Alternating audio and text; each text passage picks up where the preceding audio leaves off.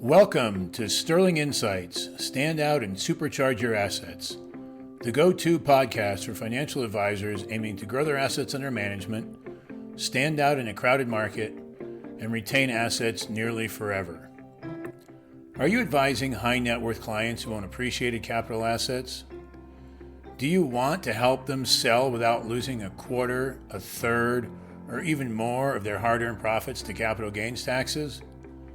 Then this podcast is tailored for you. Each episode brings you the latest strategies and expert advice from leading financial advisors, seasoned attorneys, and experienced CPAs. Learn how to maximize your clients' wealth, minimize their taxes, and supercharge your advisory practice with actionable insights. Join us on Sterling Insights, Stand Out and Supercharge Your Assets, where you'll gain the knowledge and tools to set yourself apart and achieve unparalleled success in wealth management. Subscribe now and empower your practice for a brighter, more prosperous future.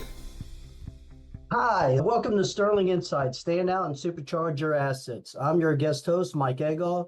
Today, my guest is Christian Ryholt. He's with Jackson Walker. Thank you so much for joining me, Christian. How you doing? Happy to be here. Thanks for having me. Appreciate you joining us. So let's get to it. Why did you go to law school? So I was in a prior life, I worked for the military and I did a little law enforcement stuff. I worked for the State Department as well. And I did that privately for a large corporation here in Houston as well. At some point, I realized I'm getting a little old for this job. And so I was having a conversation with my wife one day. I loved the work. It was great. Lots of travel, seeing the world, which is something I really enjoyed. But I was talking to my wife one day and she said, well, Christian, why don't you go to law school? And I said, that's a horrible, horrible idea. Why would I do that? Lawyers are horrible, horrible people. Why would I want to be one of them? She was right, unsurprisingly, and I was wrong. So I looked into it and it made a lot of sense for me and for our family. So yeah, and then here I am. Wow. So why estate planning? So I actually started my career as a tax lawyer working on mergers and acquisitions. And so when two companies want to merge, you can think of, Microsoft and some AI company, let's say they're going to buy some AI company. Usually the CEOs will talk and then they'll each call their lawyers, usually corporate lawyers, and those corporate lawyers will start putting together a deal. Within those deals, there are different sub areas. There's environmental stuff, there's tax stuff, and there's what I did when I first started practicing law, which was employee benefits and executive compensation tax law. So it's a super niche area of tax law. And the reason I mentioned that backstory is because when those deals are getting done, there's a lot of pressure to get them done quickly. As you can imagine, there's an expression, time kills deals. And it's very true.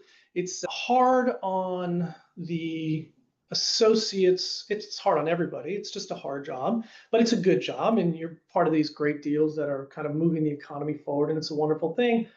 But the lifestyle wasn't great. It was very common for me to not have much work Monday, Tuesday, Wednesday, and then have lots of work Thursday, Friday, Saturday, Sunday. Yeah, so as I mentioned, this is my second career, so I was married. We have 4 kids in the house, although 2 of them are out of the house now, which is great. We're working on getting those last 2 out. It was difficult lifestyle-wise. Yeah. So I started looking around and I called a friend of mine from law school and he's an estate planner and he's like, oh, I love my job and I love what I do. And I was like, you love your job, really?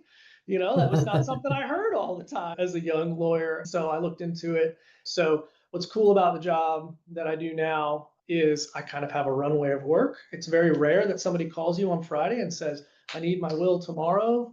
It's just kind of not how the pace of the whole thing works. And it's great. So I get to work as much as I want, when I want, which is nice. So I tend to stuff my military background, Marine Corps, Monday through Friday, at work at 8, leave work at 6, very regimented. Every now and again, Saturday morning, I'll do a little extra, but then computers shut by Saturday afternoon. And it's family time until Sunday night. It sounds like you got a good balance there for sure. The work-life balance is really, really nice. When we're going to travel a little bit, we just work a little bit more for the weeks and months prior, and maybe a little bit more when you get back. I'm sure you're familiar with that. There's a lot of flexibility in it. That was the main reason I started looking into it. And I just really enjoy the work. What's cool about what I do, and we can talk more about the main clients that we serve, but generally speaking, is everyone needs a will. That's what's so nice. Everyone needs a will. Whether you have $50 million or $50,000, you should probably have a will. I like to joke it's the only piece of free legal advice I'll give you, and that is you should have a will. Of course, I'm the person that writes wills, so maybe I'm a little bit biased in that regard. So part of my practice is, well, most of my practice, of course, is, so we work with high net worth individuals, mainly individuals who need tax planning. So really, most of the people that we're doing wills and estate plans for, you start in the $20 million range. We do have clients with less than that, and it's common to work on clients with less than that. But generally speaking, we start there and go up. So part of my practice over here with the individuals who have less money is I get to go to the VA every Friday at the DeBakey Veterans Hospital. They have a legal clinic. I go there pretty regularly as part of my monthly routine. I try to get there once a month, maybe 10 times a year is probably how it balances out. 3 out of every 10 that come in have wills and probate questions. So it's cool. I get to kind of help these people over here, sophisticated tax planning, very, very intellectually stimulating. And then I also get to go to the VA and help former veterans and, maybe spouses or kids of veterans and help them with kind of real life issues that they've got. And I can do both. That's pretty cool. So background, it gives you a chance to give back, which is really cool. That really says a lot about yourself for sure. So Christian, how did you get to the Jackson Walker? How did you end up there? Was that straight out of? No. So like I said, I started a different firm doing tax planning. And then when I switched practice areas, I went to a boutique law firm. So generally speaking, if you don't know anything, if you're a large firm, 300-500 lawyers, lots, big firm, we call it big law. But a lot of times lawyers will start a big law, but then they'll realize, oh, wait, I can go start my own firm and I can almost charge as much, but then we get rid of all the overhead. And so they'll create these little boutique law firms that are essentially doing the same type of work, but at a much, much smaller firm. So I went to a boutique after I left Baker Botts. I was at a firm called Baker Botts here in Houston. And I did that for a couple of years. And at some point, I realized that I kind of wanted to get back, one, to downtown because I missed working downtown. And also I wanted to get back to a bigger firm. And I looked around and Jackson Walker was hiring at the time. And here I am. I've been here for a little over 2 years and I absolutely love it. Absolutely. That's awesome. That is awesome. Can you tell us what an ideal client is for you? Yeah, I mean, we kind of already touched on it a little bit, but since we are at a larger firm, our rates are higher. So we tend to focus on higher net worth individuals, people who need tax planning. So if you're in the neighborhood of $20 million or up, you really should be thinking about some type of tax planning, whether it's doing something during life or just making sure that your will has got tax planning covered. And when you do that, that tends to be a little bit more sophisticated work and a little bit more expensive work. So that's probably, I would say, in the neighborhood of 20 million and up. Right. As far as the net assets, as far as what type of assets, we have all kinds of clients. It's very common for us to have real estate, an individual, husband and wife, been in real estate for 50 years, $100 million. And then husband and wife, she's the CEO, $25 million. All of it's in employee benefits and stock stuff, anything in between. So it's very common to do all of that. We do a lot of succession planning, helping the clients think about, okay, you've got the business, you're the key man, you've been running it forever, you've got 3 kids, one of them's interested in it, one of them's a doctor, the other one's in LA as an artist. So you kind of have to think about, okay, how do we separate the one kid who really wants to run the business? Mom and dad want all 3 kids to have kind of equal access to the wealth of the business, so to speak, which their wealth. So it's tricky there, and it's fun to work through that stuff sometimes. So we kind of really neat. we do a lot of that as well. A good roundabout who you're looking for and how you can help these people, because there are small businesses that we think are smaller than they are. And 9 times out of 10, they're somewhere around 20 million bucks, and you just don't know it because they're the millionaire next door. So that makes a lot of sense to me. It's so true. Tell me something here, Christian. How do they find you? I mean, do you have a website, phone numbers, advertising? Can you elaborate on that for me, please? Sure. Probably the easiest is just to go to jacksonwalker.com, go to our website. If you go to Jackson Walker or Baker Botts or Vincent Elkins or Farner and Perrin, there will be a tab that says attorneys. And you can go to the attorneys tab or people. They might have different words for it, but you can always see the people, and there'll be little profiles of each of us. Lawyers love to do that for some reason. So they just go to Jackson Walker's website. I'm here in Houston. You can just put in my name, Christian or Ryholt. My last name is very unique, so it's very easy to find me, Ryholt. And that'll give a little blurb about me, and it'll have contact information as well. Because this is the main reason for is the way that we can find you once we start publishing this. Is there any issues that you come across that are common within the estate planning, or is Yeah. it's a customized deal? Is what I'm really trying to get at. Well, when you say issues like common misconceptions or The no issues one that size people fits all? come across on estate planning. Yeah. So there's definitely not a one size fits all. That's kind of one of the really fun things about this job. I imagine your job is very similar. You'll have husband and wife, 3 kids, been married for 40 years, and then another husband and wife, 3 kids, 20 million, but maybe they're on their third marriages each. And who knows what's going on with the kids? Who knows how involved the kids are or what they want to do? And all of a sudden, on paper, these families look similar, but they're kind of when you look behind the front door a little bit, which you get to do in this job, like their planning is going to be totally different. And that's a really fun aspect of this job is getting to know the people and then realizing, yeah, I'm not just going to write your will and put you in a couple of trusts and tell you, here's what you need to do. Imagine for you, it's like, I'm not just going to tell you to buy the S&P 500 and keep 10% in cash, whatever the appropriate strategy is. Like, there's kind of a baseline. Like I said, everyone should have a will. You should probably have incapacity documents. If you've got a certain amount of money, you should definitely be thinking about long-term trust planning, state taxes and GST taxes and things of that nature. If you've got a business, you should be thinking about succession planning. But beyond those big ticket lanes that you have there, it gets real diverse real quick, which is cool, which makes it fun. Yes. And that's exactly what I was trying to get at is really there is not one-stop shop. You can just plug and play and then everything else is going to be the same. It is really a customized deal. Yeah. No So doubt. has you ever come across something that you were trying to explain to somebody about their estate and it went wrong for you? Or has it always been pretty much they understand and they listen to you? Or is there some pitfalls that you can fall into that most people don't understand? Yeah, I think something that a lot of people struggle with, and I didn't know this before I went to law school, but is the concept of community property. And at first it seems very simple, like husband and wife, we each own 50%. But then we'll be talking with people and we'll say, well, that's community property, that's separate property. And they'll say, no, no, no, no, that's in my name only. We'll say, okay, but when that's actually not important, did you get it? Did you were you married when you bought it? When you bought it, did you use funds that you were working, you made funds, you bought the car? That's probably community property. We run into that quite a bit, which is an interesting thing. It's pretty easy to work through. But like, for example, my wife and I each have a car. They're both in my name, but I bought them while we were married with money that I made while we were married. So technically she has an interest in half of the car, even though they're both in my name. I can't just take them and do whatever I want with them. She has an interest in those things. So that's kind of a little technical law thing. Maybe that's not exactly what you were asking. No, and that's a good example because a lot of people would only either think in one way or the other. This is all mine or this is community property. And a lot Yeah, of people don't understand there is some designations there that really do make it a little different, being divorced or something, or you right. inherited it. So it was a really good example. And where it comes in our situation is when you're trying to do estate planning, sometimes some of the planning that you're going to do needs to be separate property. And sometimes it's okay when it's community property.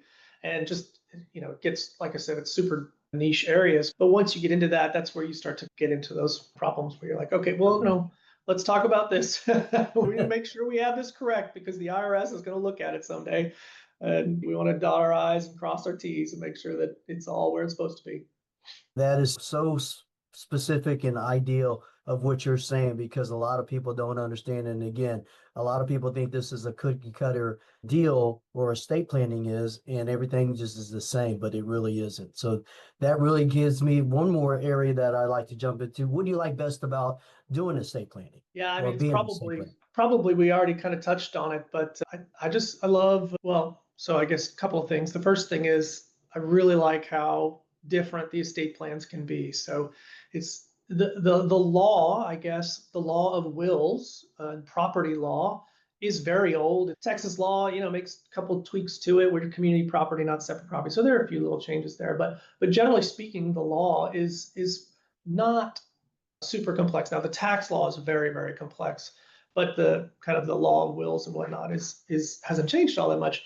But the diversity of family situations keeps it so interesting, and it's so much fun to kind of Yes. get to know people and figure out, okay, well, this is a standard plan, and we can pretty much stay pretty close to the form on this one. We're going to definitely need to customize for you because you have a X, Y, and Z issue, and we want to make sure we handle that for you. So I really like the difference and how things can be kind of very vanilla, or they can be super complex, and you just are never going to know based on the person walking in the front door or the family walking in the front door. That's probably one of the things. And then the other thing is, like we talked about, you can do it for a rich person who's got $50 million or $100 million or $1 billion. And you can do it for the hardworking guy who's got $50,000 in a checking account and is just starting his business. And they both need. And they both do definitely need it. And that's one misconception a lot of people don't understand, is that a will is a very needed deal. Can you expand on that a little bit more, of why a will is truly needed? Is that because of what could happen in probate, or who it goes to, or is there anything really wrong if you do not have a will? If you don't No, mind there's expanding there's on nothing wrong. So what probate is, and I'll explain why the will is important related to that in just a second. But what probate is probate is the process by which your stuff, now that you've passed away, goes down to whoever it's supposed to go to, because you're dead now and you can't own property since you're dead, right? So there are a set of laws that say if you die and you have no will, then this is who gets your stuff. Now, what a will does is the law recognizes that you may not want that default method of how your stuff goes. You may want your stuff to go very specifically.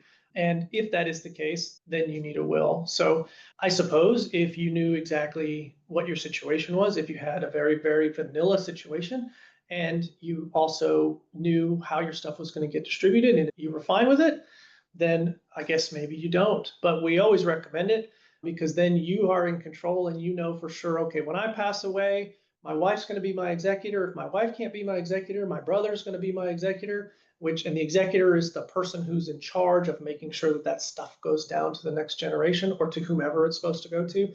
And I know that everything's going to go to my wife. Otherwise, everything's going to get split between all my 4 kids. So my actually situation is a really good one. So I have stepkids. And the law gets really complex really fast when you have second marriages and stepchildren and things like that. But I don't want my wife to have to deal with any of that. So my will says my wife gets everything. If I survive my wife and she predeceases me, then everything goes to the 4 kids equally, which is not what would happen under the default law. It's really just a way of saying I get to control where my stuff goes, and I get to make sure that the people that I trust are the ones who are in charge of getting it to those people. And that clarifies a lot, because a lot of people get that misconception that, oh, who needs a will? I'll just let it go to probate. But many people don't understand that, hey, you lose full control and your family lose full control if it goes to probate, and they're going to follow that total situation of how, the laws are going to pass the money on to whoever. Yeah, I mean, it may work out, maybe, but maybe not.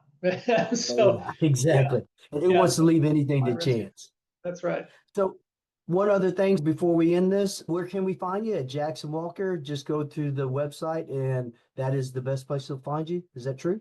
Yeah. My email it's my last name, which is a weird last name, but I'm happy to spell it. So it's C as in Charlie, and then Ryholt, Ryholt at jw.com. So it's a pretty easy email, but my last name is so weird that it gets misspelled a lot. People think Reinhold like the German spelling, and it's a Danish spelling. So anyway, probably the best thing to do is just go to Jackson Walker, Houston Trust and Estates, or Christian Ryholt, and you'll find me there. I'm very easy to find on there. Very good. Well, I appreciate it, Christian. Again, thanks for listening, people. This has been Sterling Insights Stand Out and Supercharge Your Assets with your guest host, myself, Mike Agol. My guest today is Christian Ryholt. For more information on Christian, please visit Jackson Walker's website.